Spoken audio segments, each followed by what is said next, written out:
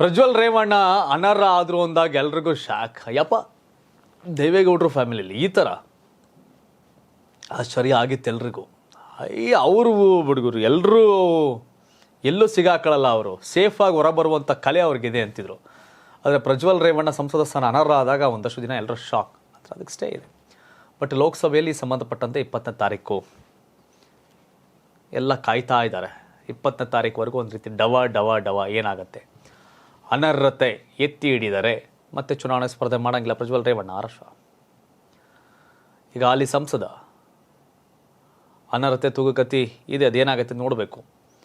ಯಾಕೆ ಅಂದರೆ ಪ್ರಜ್ವಲ್ ರೇವಣ್ಣ ಜೊತೆಗೆ ಪ್ರಜ್ವಲ್ ರೇವಣ್ಣ ಹಾಗೆ ಸೂರಜ್ ರೇವಣ್ಣ ಇವರೆಲ್ಲರ ಭವಿಷ್ಯ ಅಲ್ಲಿದೆ.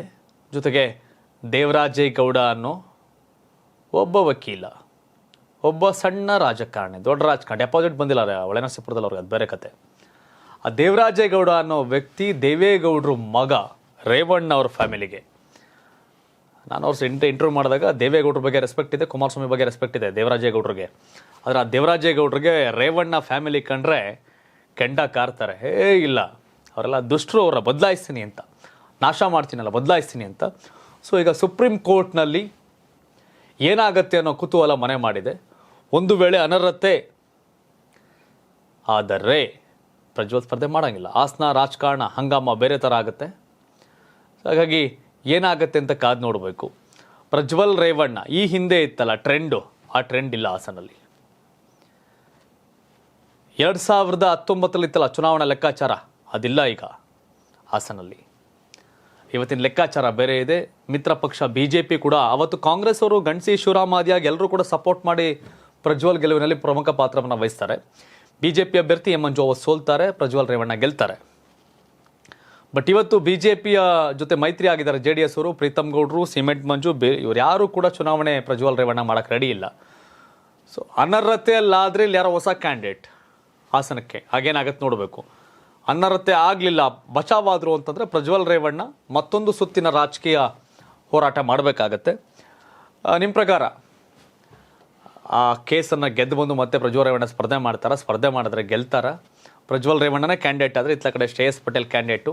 ಶ್ರೇಯಸ್ ಪಟೇಲ್ ಪುಟ್ಸಾಮ್ ಗೌಡ್ರ ಮೊಮ್ಮಗ. ಪುಟ್ಸಾಮ್ ಗೌಡ್ರು 89ರಲ್ಲಿ ದೇವೇಗೌಡರನ್ನ ವಿಧಾನಸಭೆ ಚುನಾವಣೆ ಸೋಲಿಸಿದ್ರು, 99 ಲೋಕಸಭೆ ಚುನಾವಣೆ ಸೋಲಿಸಿದ್ರು.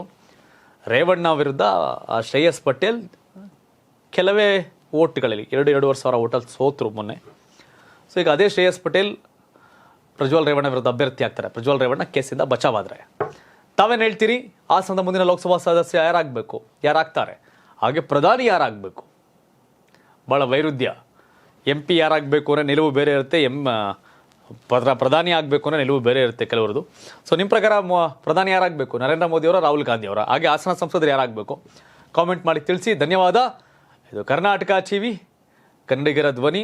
ಹಾಗಾಗಿ ಯಾವ ಪ್ರಕರಣ ಅಂದಾಗ ಇದು ಅಲ್ಲಿ ಪ್ರಮಾಣ ಪತ್ರ ಸಲ್ಲಿಸಬೇಕಾದ್ರೆ ತಮ್ಮ ಆಸ್ತಿ ವಿವರಗಳನ್ನು ಮುಚ್ಚಿಟ್ಟಿದ್ದಾರೆ ಅನ್ನೋ ಪ್ರಕರಣ ಸೇರಿದಂಗೆ ಕಳ್ಳೊಟ್ಟು ಮಾಡಿಸಿದ್ದಾರೆ. ಇವೆಲ್ಲವೂ ಕೂಡ ಒಂದಷ್ಟನ್ನು ಇಟ್ಕೊಂಡು ಪಾಯಿಂಟ್ಗಳನ್ನ ದೇವರಾಜೇಗೌಡ ಬಿಗಿಯಾಗಿ ಸುಪ್ರೀಂ ಕೋರ್ಟಲ್ಲಿ ಅವ್ರ ಟೀಮ್ ಮುಖೇನ ವಾದ ಮಾಡ್ತಾ ಇದ್ದಾರೆ. ಇದು ದೊಡ್ಡ ಮಟ್ಟಿಗಿನ ಸಂಘರ್ಷ, ರಾಜಕೀಯ ಸಂಘರ್ಷ.